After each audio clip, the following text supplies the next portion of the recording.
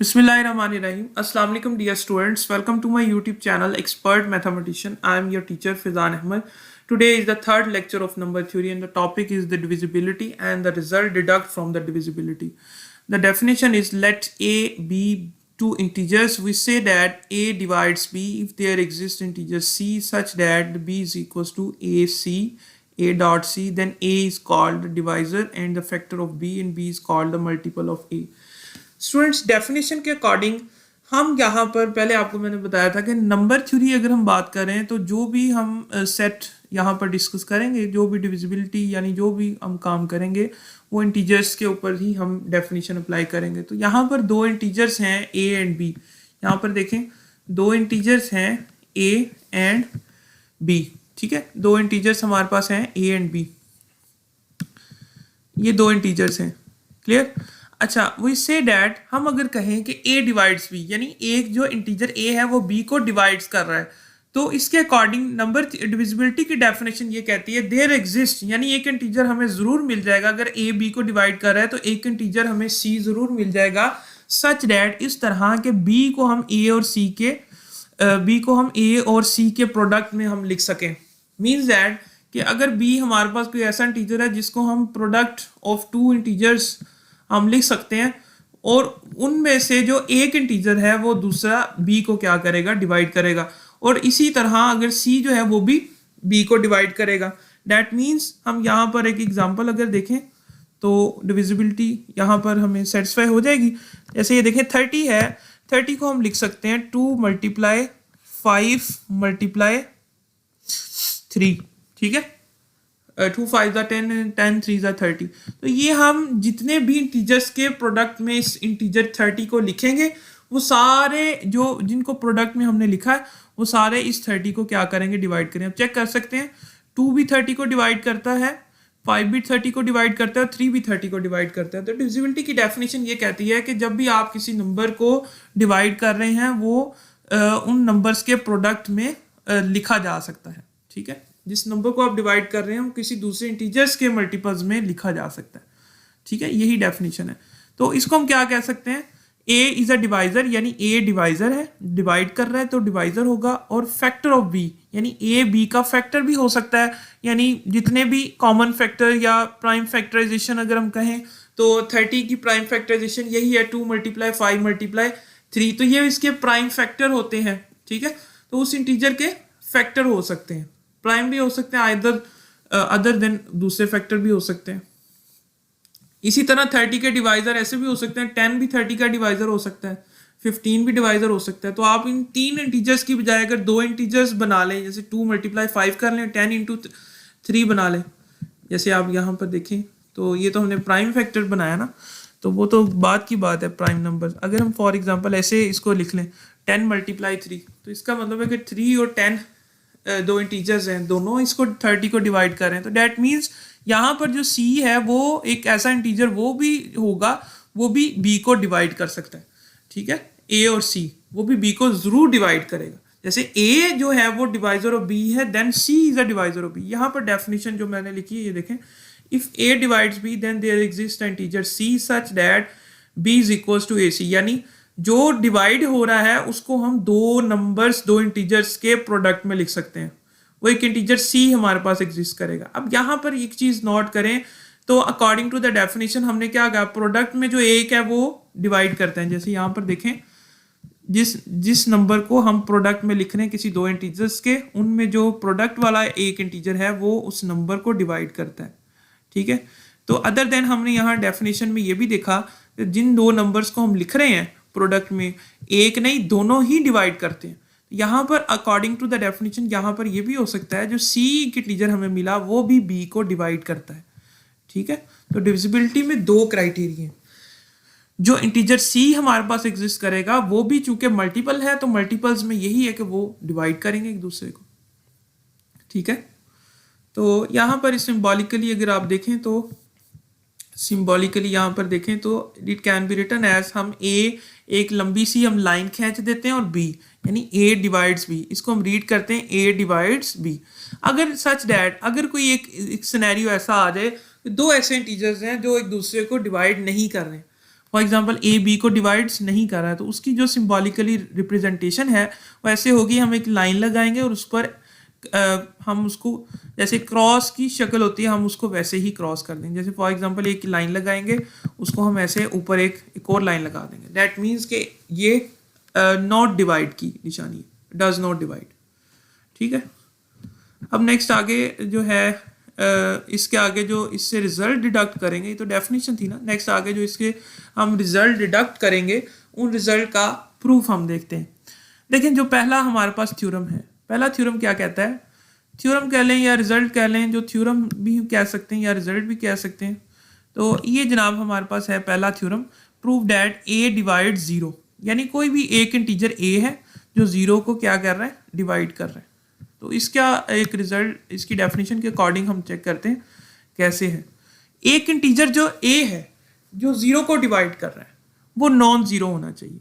ठीक है, मैंने आपको कहा था पहले कि डिवाइजर कभी भी जीरो नहीं होता। यहां पर नोट कर लें एक चीज, डिवाइजर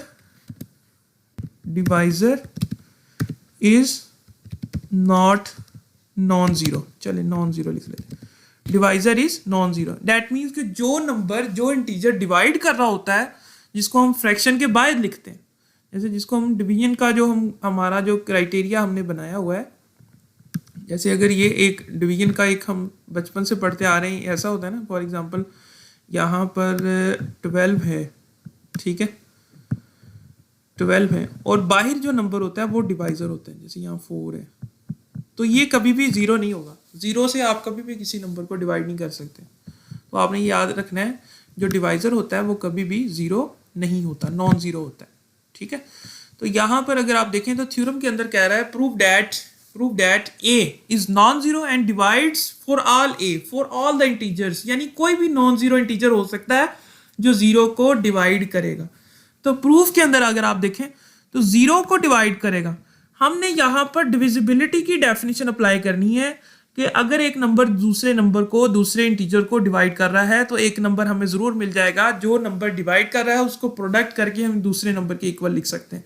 जैसे यहाँ पर देखें तो b is equal to AC, A B को डिवाइड कर रहा है, इस डेफिनेशन के अकॉर्डिंग ए बी को डिवाइड कर रहा है। तो आपने इसी डेफिनेशन को अप्लाई करना है और आपने प्रूव कर देना है कि ए कोई भी नॉन जीरो को डिवाइड करता है, जीरो इंटीजर को डिवाइड करता है।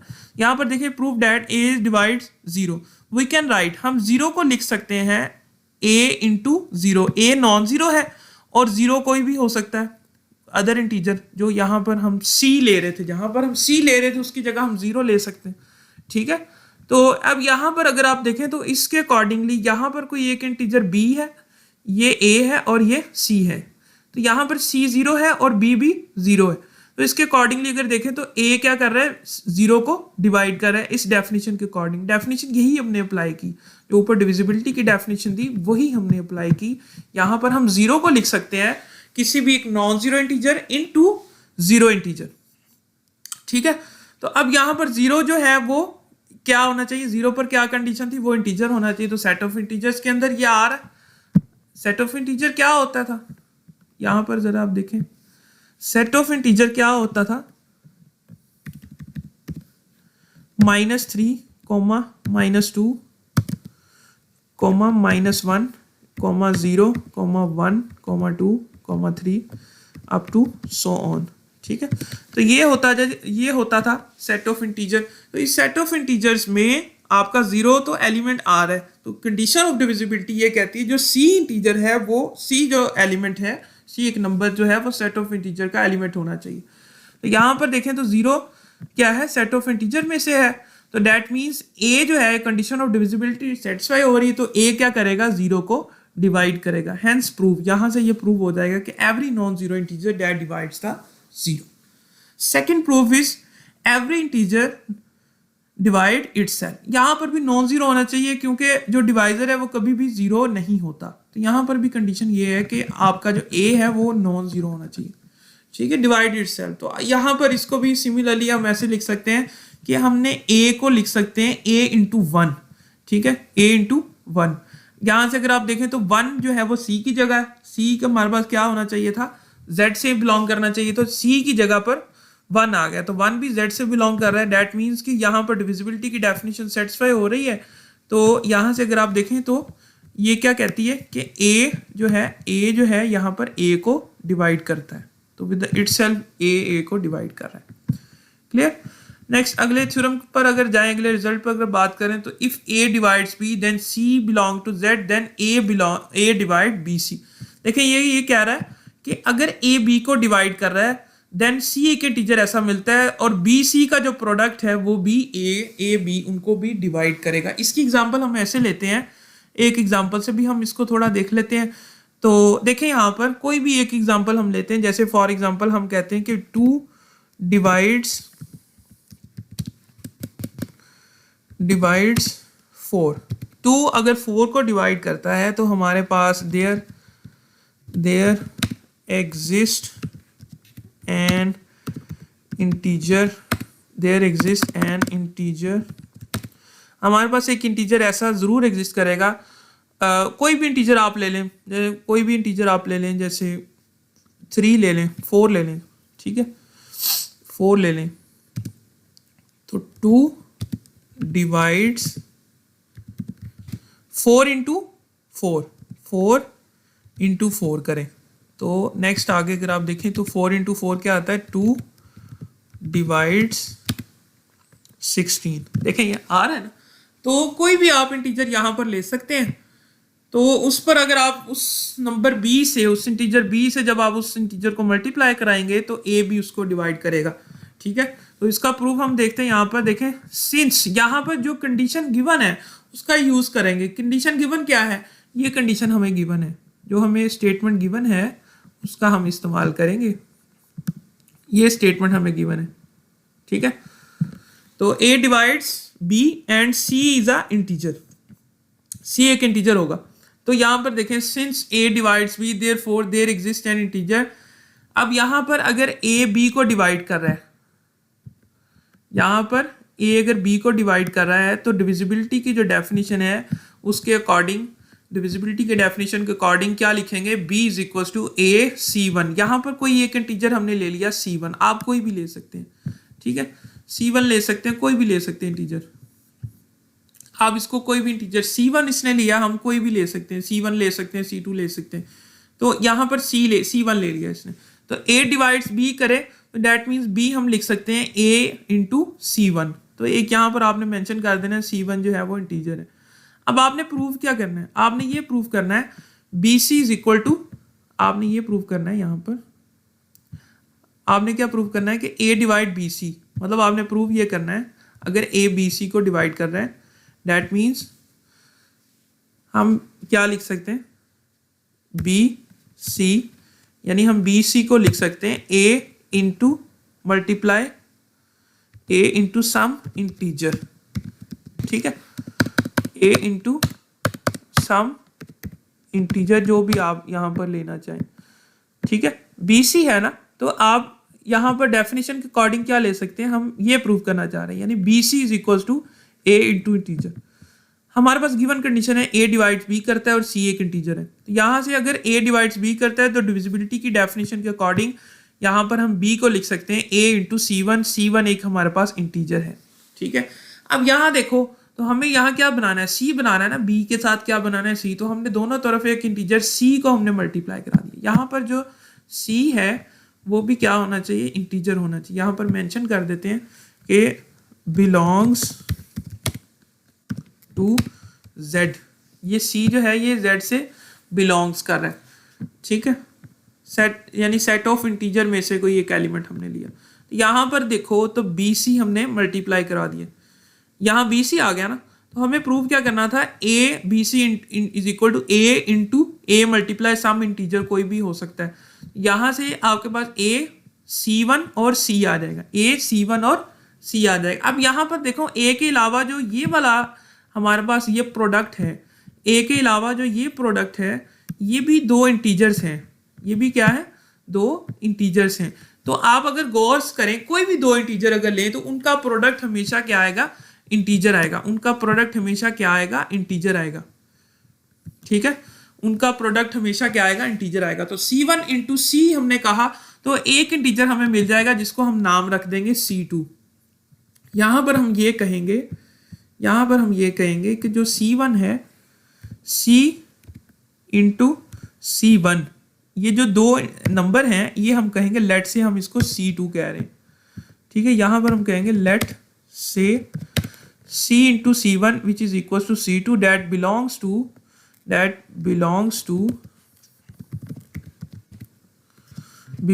Z। देखिए कॉमन ये आपके पास क्लियरली एग्जिस्ट करता है ना कि आप किसी दो इंटीजर्स को जब मल्टीप्लाई करवाएं तो एक इंटीजर के सेट से ही एक नंबर हमें मिलता है। जैसे फॉर एग्जांपल आप यहाँ पर कोई दो इंटीजर लेते हैं जो फॉर एग्जांपल आप कोई दो इंटीजर ले लें, जैसे फॉर एग्जांपल -2 ले लें और आप मल्टीप्लाई करवाते हैं 4 के साथ, तो आपके पास एक इंटीजर ही मिलता है ना, यानी -8 मिलता है। तो वो भी बिलोंग सेट ऑफ इंटीजर से ही करता है, belongs to Z। That means हम कोई भी एक नंबर कह सकते हैं जो जिनकी प्रोडक्ट किसी एक नंबर के इक्वल आती है। जैसे यहाँ पर हमने जनरली C1 और C लिया, इनका जो प्रोडक्ट है वो C2 हम कह देते हैं जनरली, लेट से C2 के इक्वल है और वो भी एक सेट ऑफ इंटीजर से बिलोंग करता है। अब यहाँ पर डिविजिबिलिटी की डेफिनेशन के अकॉर्डिंग कि A जो है यहाँ पर डिविजिबिलिटी की डेफिनेशन के अकॉर्डिंग जो A है वो BC को क्या करता है, डिवाइड करता है, BC के प्रोडक्ट को डिवाइड करता है। इसी तरह जो C2 होगा, कोई भी इंटीजर होगा, वो भी BC को डिवाइड करता है। तो गिवन कंडीशन में हमें क्या कहा गया था प्रूव करने को, A डिवाइड BC। तो डिविजिबिलिटी की डेफिनेशन आपने देख लेनी, अभी मैंने ऊपर बताई भी, तो दोबारा इसको जरा गौर कर लें कि A डिवाइड किसको करेगा, BC को करेगा, ठीक है। नेक्स्ट आगे हम चलते हैं। Question is if A divides B then AC divide BC, ठीक है। क्वेश्चन हमारे पास ये है कि अगर A डिवाइड B करता है देन प्रूफ हमने ये करना है कि AC डिवाइड BC, यानी दोनों तरफ अगर हम एक इंटीजर C मल्टीप्लाई कराएं तो फिर भी डिविजिबिलिटी हो जाएगी। इसकी एग्जांपल अगर हम देखें तो ऐसे है कि अगर 2 डिवाइड 20 है, ठीक है, तो हम यहाँ पर कहते हैं दोनों तरफ हम एक सेम इंटीजर मल्टीप्लाई करवाते हैं। जैसे फॉर एग्जांपल हम कहते हैं वो 8 है, तो 2 8s are 16, तो 16 डिवाइड यहाँ पर 160, ठीक है, 8 से मल्टीप्लाई कराएंगे ना तो 160। तो अगर आप देखें तो 16 10s are 160 होता है, यानी 16 डिवाइड कर रहा है, यानी 160 को 160 को डिवाइड कैसे करेगा, 160 को कैसे डिवाइड करेगा, क्योंकि हम 160 को लिख सकते हैं 16 इंटू 10, दो इंटीजर्स के प्रोडक्ट में। तो 16 डिविजिबिलिटी की डेफिनेशन के अकॉर्डिंग 16 डिवाइड करेगा 160 को। तो इसका प्रूफ जनरली अगर हम देखें तो if A divides B then there exist, अगर ये गिवन कंडीशन है, ये जो है ये हमारे पास गिवन कंडीशन है,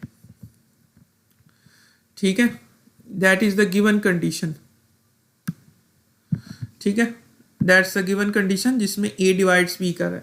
तो इस गिवन कंडीशन के अकॉर्डिंग यहाँ पर देखें if A divides B then there exist integer C, then there exist integer C1, कुछ भी आप नाम ले सकते हैं। If A divide then there exist integer C1 where the BC is equals to AC, यानी यहाँ पर अगर आप देखें तो मैं दोबारा इसको बता देता हूँ, if A divides B then there exist integer C1 वो भी हमारे पास क्या होगा, एक इंटीजर होगा, Z से बिलोंग करेगा। तो हम डिविजिबिलिटी की डेफिनेशन के अकॉर्डिंग क्या कह सकते हैं, B को हम लिख सकते हैं जो डिवाइड हो रहा होता है, जिसे डिवाइडेंड कहते हैं, उसको हम लिख सकते हैं दो इंटीजर्स के प्रोडक्ट में। तो B is equals to AC1। इसके अकॉर्डिंगली डेफिनेशन आपने अभी पढ़ी है कि डिविजिबिलिटी की डेफिनेशन क्या कहती है कि यहाँ पर हम उसको दो इंटीजर्स के प्रोडक्ट में लिख सकते हैं। तो ये A डिवाइड्स B करेगा, ठीक है, A डिवाइड्स B करेगा।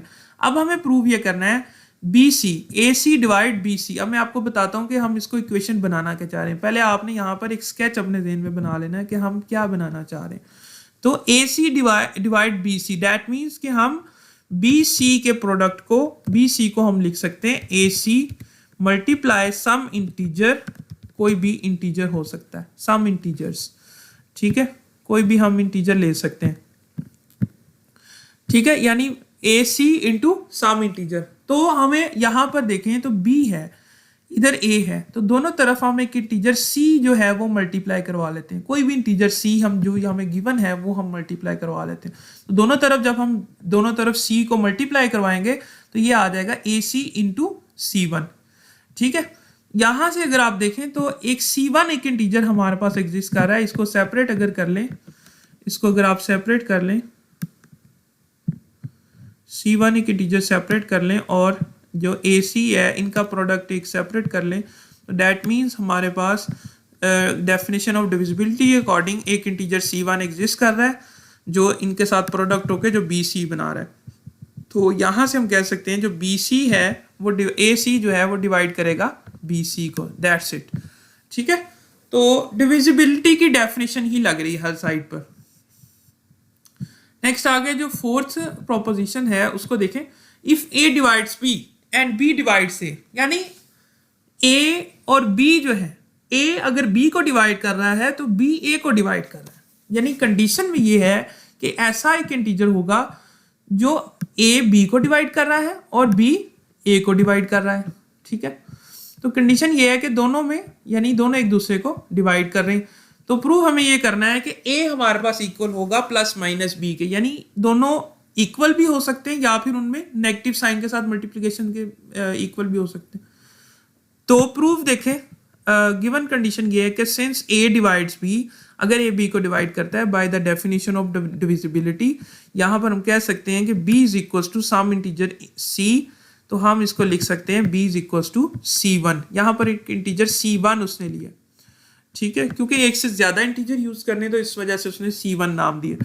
Since A divide B, therefore there exist integers C1 belong to Z such that B is equal to AC। Divisibility की डेफिनेशन यही कहती है कि अगर आप एक नंबर एक इंटीजर दूसरे इंटीजर को डिवाइड कर रहे हैं तो हम उसको जो डिवाइडेंड होता है उसको हम दो इंटीजर्स के प्रोडक्ट में लिख सकते हैं। एक इंटीजर जो होगा वो डिवाइजर होगा और सेकंड वन इज द वो एक नया इंटीजर हमें मिल जाएगा। वो भी एक्चुअल में डिवाइजर होता है, लेकिन हम उसको जिसमें हम डील कर रहे होते हैं दूसरे को एज अ हम इंटीजर डील करते हैं according to the divisibility definition. तो देखिए पहली जो हमें कंडीशन थी A डिवाइड B, उसके अकॉर्डिंगली हमने इक्वेशन जो बनाई है वो B is equal to AC1। आपको भी समझाया मैंने कि ये कैसे आया।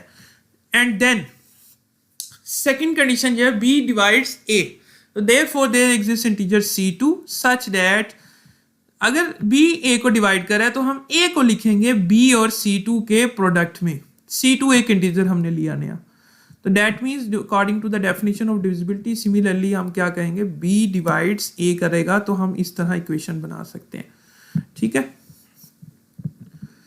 अच्छा जी, यहां पर अगर देखें तो हमें प्रूव ये करना है कि A is equal two plus minus B। तो अब हम यहां से क्या करेंगे, अब हम यहां से A की जो वैल्यू है, A की जो वैल्यू है इस इक्वेशन से हम A की वैल्यू को पुट करेंगे, इस इक्वेशन से A की वैल्यू को हम पुट करेंगे फर्स्ट इक्वेशन में यूजिंग 1 इन 2, यानी 1 को 2 में अगर पुट कर लें या फिर 2 को 1 में पुट कर लें। तो हम यहाँ से जो है वो 2 को 1 में पुट करेंगे, यानी जो A की वैल्यू है हम यहाँ पर पुट करेंगे इसके अंदर। तो दैट मीन्स यहाँ पर क्या आएगा, मैं आपको बता देता हूँ, B इक्वल टू, यानी यहाँ पर इसने 2 में पुट की है, 1 जो है वो 2 में पुट किया, तो डैट मीन्स यहाँ पर A is equal to B की जगह क्या लिखेंगे, A C2, ठीक है, A C2, ठीक है, और दूसरा second one is the C A C2, यानी B की वैल्यू यहाँ पर पुट की नहीं, B की वैल्यू A C1 है, सॉरी यहाँ पर है A C1 और ये आ जाएगा जी C2। ठीक है, अब अकॉर्डिंगली यहाँ पर अगर आप देखें तो दोनों तरफ क्या आ गया, अब सेकंड पे देखें तो यहाँ से A equal to A C1 C2। ठीक है, नेक्स्ट अगले स्टेप में अगर हम बात करें तो क्या होगा, इस तरफ आ जाएगा A minus A C1 C2 equal to 0। ठीक है, नेक्स्ट स्टेप की अगर बात करें तो यहाँ से हम क्या लेंगे, ए कॉमन लेंगे तो क्या आ जाएगा 1 minus C1 C2 bracket close and equals to 0। Next अगले स्टेप की अगर बात करें तो क्या होगा, यहाँ से ए जो है क्योंकि वो डिवाइड कर रहा है ना, डिवाइजर है, तो डिवाइजर कभी भी नॉन जीरो होता है। A is non zero, A non zero है, दैट्स वाई हमारे पास पॉसिबिलिटी क्या है 1 माइनस C1 C2 ये जीरो हो सकता है। ठीक है, ऐसा ही है ना, देखो दो नंबर्स का, दो इंटीजर्स का प्रोडक्ट हमारे पास इंटीजर्स ही है ना, 1 माइनस C1 C2, दो इंटीजर्स का प्रोडक्ट हमारे पास क्या आ रहा है, जीरो आ रहा है, तो डैट मीन्स ए तो नॉन जीरो है क्योंकि वो तो डिवाइजर है। तो यही हो सकता है कि ए जो C1 1 माइनस C1 और C2 है ये वाला जो इंटीजर है ये हमारे पास जीरो हो जाए। यहां से हम कह सकते हैं C1 C2 that is equal to 1। ठीक है, C1 C2 that is equal to 1। तो अब यहाँ से अगर आप देखें तो C2 की वैल्यू हमारे पास क्या आती है, C1 और C2 that is equal to 1 आ जाएगा। पुटिंग C2, अब यहाँ से ये 1 आता है, यानी इन दोनों का प्रोडक्ट क्या आता है 1। तो ऐसा हो सकता है, पॉसिबिलिटी क्या हो सकती है C1 और C2 के लिए, या तो C1 हमारे पास 1 हो, क्या हो प्लस 1 हो, या फिर -1 हो। ठीक है, तो अगर यहाँ पर C2 क्या हो, +1 हो, +1 हो या फिर -1 हो, तो अगर एट द सेम टाइम अगर C1 C2 या तो दोनों इक्वल हो सकते हैं, या तो दोनों -1 होंगे या तो दोनों +1 होंगे, एट द सेम टाइम दोनों का साइन सेम होगा, 1 होगा। अगर वो C1 -1 है तो C2 भी -1 होगा, तो उनकी प्रोडक्ट माइनस माइनस प्लस हो जाएगा। और सेकंड रीजन ये हो सकती है, या फिर C1 +1 होगा और C2 +1 होगा, दोनों का प्रोडक्ट भी +1 आएगा। तो यहाँ पर दो कंडीशन है कि इफ, यहाँ पर क्या हो सकता है, इफ C1 = 1 देन C2 = 1, यानी अगर C1 1 है तो C2 भी 1 होगा। If C1 = -1 then C2 = -1। तो डैट मीन्स यहाँ से कंक्लूजन ये निकला हमारे पास कि C1 = C2, यानी क्या हो सकता है कि C1 = C2, तो C1 का हमारा रूट क्या आया था, C1 का रूट क्या आया था +-1, यानी यहाँ पर क्या हो सकता है C1 = +1 और -1, यानी दोनों हो सकते हैं +-1, यहाँ से ये हो सकता है। ठीक है, और ये दोनों इक्वल भी हैं। अब यहाँ से अगर आप C2 या C1 की वैल्यू +-1 इस इक्वेशन में पुट करते हैं, इस इक्वेशन में यहाँ पर अगर आप पुट करें C1 की वैल्यू B = A इंटू, अगर आप 1 पुट करते हैं तो ये आ जाएगा आपके पास A आ जाएगा। ठीक है, और इसी तरह अगर आप B = A इंटू -1 पुट करते हैं तो ये आ जाएगा -A। तो कलेक्टिवली अगर बात करें तो ये हमारे पास +-A के इक्वल आता है। कलेक्टिवली अगर बात करें इन पर तो ये क्या आएगा +-A। तो यहाँ से ये प्रूव हो जाएगा +-A। क्लियर? दोबारा इसको देख लेते हैं। सबसे पहले हमने क्या किया, डिविजिबिलिटी की डेफिनेशन लगाई A/B, तो that's equals to B = AC। AC1 को एक इंटीजर लिया, इसी तरह B डिवाइड से करता है, तो हमने क्या किया A = BC2। अब यहाँ से आप जो मर्जी कर सकते हैं, यहाँ पर A की वैल्यू B में पुट कर दें, या फिर या दूसरी इक्वेशन को यूज़ करें पहली में, या पहली को दूसरी में यूज़ कर लें, आपकी मर्जी है। एट दी एंड हमारे पास C1 और C2 के जो रूट आते हैं वो क्या आते हैं +-1। उन्हीं +-1 को या तो फर्स्ट इक्वेशन में पुट कर दें या सेकंड में पुट कर दें, तो दैट्स इट, आपके पास A = +-B आ जाएगा।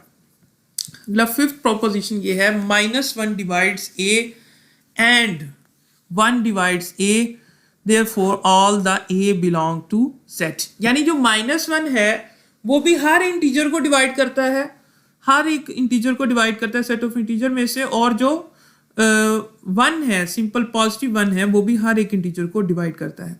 तो अगर यहाँ पर अगर हम according to the definition of the divisibility देखें, हम ए को लिख सकते हैं -1 इंटू माइनस ए। यहाँ पर हम ए को क्या लिख सकते हैं, एक इंटीजर ए है, इसको हम लिख सकते हैं, लिखने का तरीका यह -1 इंटू माइनस ए। इसके अकॉर्डिंगली अगर आप देखें तो यहाँ पर जो माइनस ए है वो किस से बिलोंग कर रहा है, belongs to z। That means यहाँ पर जो -1 है according to the definition of the divisibility that divides -1 that divides a। ठीक है, a कोई भी a is any positive any integer positive negative कोई भी हो सकता है। ठीक है, तो यहाँ पर ये देखें, यही इसने किया ना, यहाँ पर -1 दैट डिवाइड्स द a। अब सेकेंडली सिमिलरली जो सेकंड वाला है वो ये है 1 डिवाइड्स a। तो हम यहाँ पर a को लिख सकते हैं 1 इंटू ए। सिमिलरली तो यहाँ पर according to the definition of the divisibility वही डेफिनेशन यहाँ पर यूज हो रही है कि 1 डिवाइड्स a। ठीक है, 1 यहाँ पर a को डिवाइड करता है। ठीक है, 6 प्रोपोजिशन अगर देखें तो 6 प्रोपोजिशन में हमारे पास है if a divides b and b divides c then a divides c, that is the transitive property। Transitive property ये होती है कि अगर एक नंबर दूसरे से रिलेट कर रहा है, एक इंटीजर या कोई भी एक एलिमेंट दूसरे एलिमेंट से रिलेट कर रहा है, दूसरा तीसरे से रिलेट कर रहा है, और पहले का ए तीसरे के साथ क्या रिलेशन होता है। ठीक है, तो यहाँ पर जो रिलेशन है that is the divisibility relation, यानी ए बी को डिवाइड कर रहा है, देन बी को सी को डिवाइड कर रहा है, तो देन ए सी को डिवाइड करेगा। तो हमें गिवन क्या है, A divide B and B divide C, A divide B and B divide C. हमें जो गिवन है वो ये कंडीशन है, इन्हीं कंडीशन को हम यूज करेंगे और ए डिवाइड सी प्रूव करेंगे। अब देखें हमें प्रूव क्या करना है, अगर ए सी को डिवाइड करता है, हमें जो प्रूव करना है तो हमें ये लेके आना है, ए सी को डिवाइड करता है, देन सी को हम लिख सकते हैं A into some integer, A into some integer, कोई भी एक इंटीजर हो सकता है। तो हमें ये लेके आना है। इसी को प्रूव करने के लिए हम क्या करते हैं, since A divide B there exist a element C1, यानी अगर ए बी को डिवाइड करता है तो देन डिविजिबिलिटी की डेफिनेशन ये कहती है कि हम बी को लिख सकते हैं ए जो डिवाइड कर रहा है और एक नया इंटीजर C1 हमने यहाँ पर नाम दिया उसे C1। ठीक है, तो that is the first equation. ठीक है, डेफिनेशन ऑफ डिविजिबिलिटी ये कहती है हमें। अगेन अगर बी सी को डिवाइड करता है according to the definition of divisibility C2 एक इंटीजर एग्जिस्ट करेगा, हम C को लिख सकते हैं B इंटू C2। ठीक है, अब हमें ये प्रूव करना है कि A डिवाइड C, तो डैट मीन्स कि C को हम लिख सकते हैं A इंटू इंटीजर की शक्ल में। हमने ये चीज़ बनानी है ना ताकि हम ये प्रूव कर सकें। तो अब हम यहाँ पर हमें इधर एक राइट साइड के ऊपर, लेफ्ट साइड के ऊपर हमें C रखना है और दूसरी साइड पर हमें ए रखना है। तो हम यहाँ पर फर्स्ट इक्वेशन, ये वाली जो इक्वेशन है इसको हम पुट कर देंगे, इस इक्वेशन को हम क्या कर देंगे, पुट कर देंगे सेकंड इक्वेशन, यानी बी की जो वैल्यू AC1 इसको हम यहाँ पर पुट कर देंगे। तो ये देखें C इज इक्वल टू, यहाँ पर ये आ जाएगा। देखें यहाँ पर मैं टेक्स्ट को यूज करते मैं बताता हूँ आपको। देखें C इक्वल टू BC2। ठीक है, ऑलरेडी आपके पास ये चीज़ है, यहाँ पर ब्रैकेट की शक्ल में लिखता हूँ BC2। ठीक है, आगे देखें तो अब हम यहाँ लिख सकते हैं C इक्वल टू बी की वैल्यू हमारे पास क्या है AC1, यहाँ से AC1 हम पुट करेंगे C2। ठीक है, तो अब यहाँ से C इक्वल्स टू A को अलहदा कर लेंगे और जो यहाँ पर C1 और C2 है इसको हम अलहदा कर लेंगे। अब C1 और C2 का जो प्रोडक्ट है वो भी एक इंटीजर होगा, क्योंकि C1 और C2 ये भी सेट ऑफ इंटीजर से मिल रहे हैं, उनका प्रोडक्ट भी सेट ऑफ इंटीजर में फॉल करेगा। तो हम लेट से यहाँ पर कह देंगे, लेट से C3 that is equal to C1 और C2, या फिर सिमिलरली हम यहाँ पर चूंकि C यूज कर चुके हैं तो हम C3 का नाम लेंगे। ठीक है, तो दैट्स इट। यहाँ से हम क्या कह सकते हैं, इस रिजल्ट से A जो है A डिवाइड C, यही चीज मैंने आपको स्टार्ट पे बताई थी कि A इंटू सम इंटीजर क्या कोई भी इंटीजर हो सकता है, जैसे हमने C3 कह दिया, तो A डिवाइड C। ठीक है, that is the required result. That's the last, second last है हमारा। इसके बाद फिर हम वाइंड अप करते हैं, ठीक है। इसके बाद फिर हम वाइंड अप करते हैं, सेकंड लास्ट है।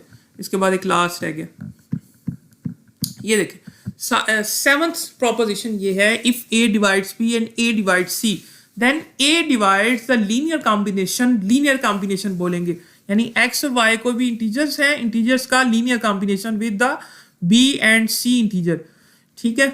तो यहां पर अगर आप देखें तो क्या हो सकता है, ये चीज हम यूज करेंगे according to the given condition. According to the given condition हम ये चीज यूज करेंगे, A divide B and A divide C, ठीक है। हमें ये प्रूव करना है। अब यहाँ पर टेक्स्ट में अगर आप देखें तो अगर हमें ये प्रूव करना है तो इसके अकॉर्डिंग हमें इक्वेशन क्या लेके आनी है, B X plus C Y, ए divide B X plus C Y. हम यहाँ पर क्या लिखेंगे, ए इंटू सम इंटीजर, ठीक है। B X plus C Y, A X plus C, B X plus C Y is equal to A into some integer. अगर A इनको divide करता है दैट मीन्स हमें ये इक्वेशन लेके आनी है। हमें क्या प्रूव करना है, ए इंटू सम इंटीजर। तो देखें हमें ये चीज लेके आनी है जो गिवन कंडीशन है उसका इस्तेमाल करते हुए। तो देखें since A divides B then there exist, क्योंकि ए बी को डिवाइड करता है, डिविजिबिलिटी की डेफिनेशन कहती है कि इंटीजर C1 एग्जिस्ट करेगा जो कि ए सी का प्रोडक्ट होगा। और यहाँ से हम कह सकते हैं कि ए जो है वो बी को क्या करता है, डिवाइड करता है। दैट मीन्स हम उसको ए और C1 की प्रोडक्ट में एक इंटीजर लिख सकते हैं, ठीक है। देन अगर ए सी को डिवाइड करता है देन देयर एग्जिस्ट C2, एक नया इंटीजर एग्जिस्ट करता है। दैट मीन्स कि C is equals to A C2, यानी यहाँ से हम ये कह सकते हैं कि ए जो है वो C को डिवाइड करता है। अच्छा यहाँ पर देखें, यहाँ पर देखें आपको जो प्रूफ करना है, यहाँ पर बी के साथ x है, x भी कोई एक इंटीजर है। यहाँ पर देखिए कोई भी फॉर ऑल x y यानी कोई भी इंटीजर आप यहाँ से उठा सकते हैं, z में से उसको मल्टीप्लाई करवा सकते हैं। इस पर कोई कंडीशन नहीं है कि वो इंटीजर कैसा होना चाहिए। b के साथ क्या मल्टीप्लाई हो रहा है, x, और c के साथ क्या मल्टीप्लाई हो रहा है, y। तो आपके पास दो इक्वेशन बन गई b और c। तो लेफ्ट साइड पर आप b की जो फर्स्ट इक्वेशन है उसके साथ आप x को मल्टीप्लाई कराएंगे, देन सेकंड इक्वेशन के साथ आप y को मल्टीप्लाई कराएंगे, देन एड अप।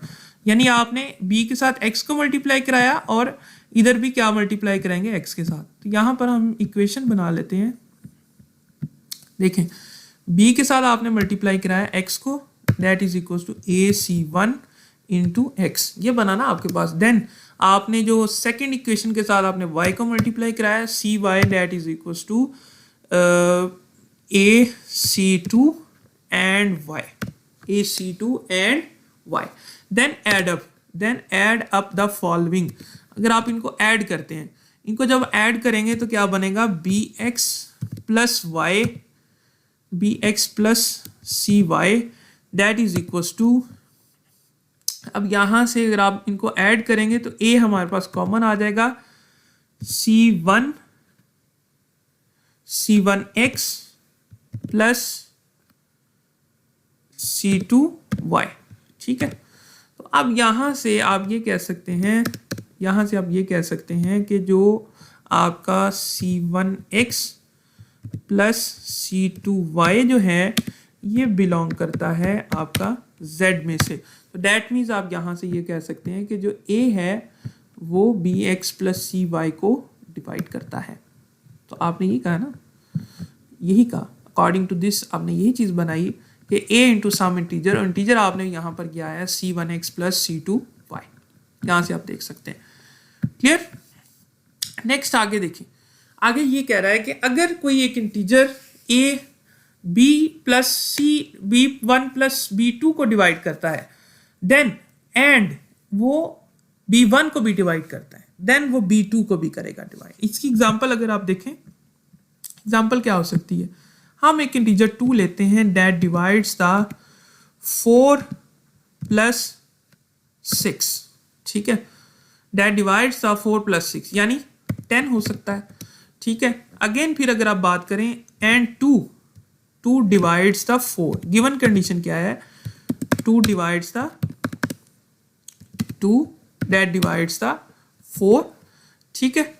और क्या रिजल्ट प्रूफ हमें ये करना है कि 2 डिवाइड्स 6। तो आप देखें तो अकॉर्डिंग टू द एग्जांपल ये भी रिजल्ट होल्ड कर रहा है, यानी अगर सम को डिवाइड करता है तो वो उन सम में उसको सेपरेट करेंगे तो उसको भी वो डिवाइड करेगा, यानी b1 प्लस b2 करता है डिवाइड, तो वो b1 को भी डिवाइड करेगा और b2 को भी डिवाइड करेगा। हमें जो गिवन है वो b1 को डिवाइड करेगा, गिवन है, हमें प्रूव करना है कि वो सेकंड वाला जो सम है, सेकंड वाला जो एलिमेंट है जो सम हो रहा है उसको भी वो डिवाइड करता है। तो according to the given condition हम यहाँ पर कहते हैं according to the definition of the divisibility a divide b1 plus b2। अब यहाँ से हम क्या कहेंगे, b1 plus b2 is equal to a into some multiplication of the integer c1। हम यहाँ पर एक c1 एक इंटीजर लेंगे जो a से मल्टीप्लाई करेगा। यहाँ पर डेफिनेशन ऑफ द डिविजिबिलिटी के अकॉर्डिंग a जो है वो b1 प्लस b2 को डिवाइड करे, तो इक्वेशन इसकी ये बनेगी हमारे पास। ठीक है, तो अब अगेन सेकंड जो गिवन कंडीशन है a डिवाइड b1, तो दैट मीन्स कि b1 को हम लिख सकते हैं a इंटू c2, तो दैट्स मीन कि a डिवाइड करेगा b1 को। अब इन दोनों इक्वेशंस का इस्तेमाल करना है हमने। अब अगर देखें जो हमें प्रूव करना है उसके अकॉर्डिंग हम देखते हैं हमें इक्वेशन क्या बन सकती है, b2 is equal to a into some integer, b2 is equal to a into some integer. तो हमें b2 लेके आना है, b2 लेके आना है। अब हम क्या करेंगे, हम जो वन इक्वेशन है उसको सबट्रैक्ट कर देते हैं सेकंड वन के साथ, तो b1 plus b2 that is equal to ac। ठीक है, सेकंड इक्वेशन क्या है b1, तो इसको मैं थोड़ी स्पेस b2 की जगह मैं छोड़ देता हूँ यहाँ पर, equal to a into c2। ठीक है, अगर हम इसको सब्ट्रैक्ट करते हैं तो यहाँ से हमारे पास b1 और b2 कैंसलेशन हो जाएगी, यहाँ पर आ जाएगा b2 that is equal to ac minus minus ac2। Then again हम यहाँ पर कहेंगे b2 that is equal to a, यहाँ से हम कॉमन ले लेंगे, c माइनस c1 यहाँ पर, या c यहाँ पर उसने c का है, हम c1 कह सकते हैं, c2। ठीक है, अब यहाँ से हम ये कह सकते हैं कि जो यहाँ पर c और c2 है, c माइनस c2 जो है ये एक इंटीजर है। ठीक है, दैट मीन्स कि a डिवाइड करेगा b2 को, तो इसी तरह उसने किया c1 माइनस, मैंने c लिख दिया गलती से, c1 आएगा। ठीक है, अकॉर्डिंग टू द एग्जांपल भी उसने यहाँ बताया। That is the last proposition. आज हमने क्या देखा, डिविजिबिलिटी की डेफिनेशन, एंड देन हमने देखा कि उसके जो प्रोपोजिशंस हैं उनको हमने प्रूव भी किया। तो आई होप आपको ये समझ आया होगा। That's the important lecture divisibility के ऊपर। इससे बहुत से क्वेश्चन बन सकते हैं, अगर आपको कोई डाउट होगा तो नीचे आप पूछ सकते हैं, तो मैं इंशाल्लाह उसका आंसर दे दूंगा। तो please subscribe to our channel, इसी तरह की और वीडियो देखने के लिए बेल आइकन को जरूर दबाएं। और अगर आपको कोई डाउट है, कोई क्वेश्चन है, तो नीचे कमेंट सेक्शन में पूछ सकते हैं। व्हाट्सएप का लिंक ज्वाइन कर सकते हैं आप। तो मिलते हैं नेक्स्ट वीडियो में, तब तक के लिए अल्लाह हाफिज़।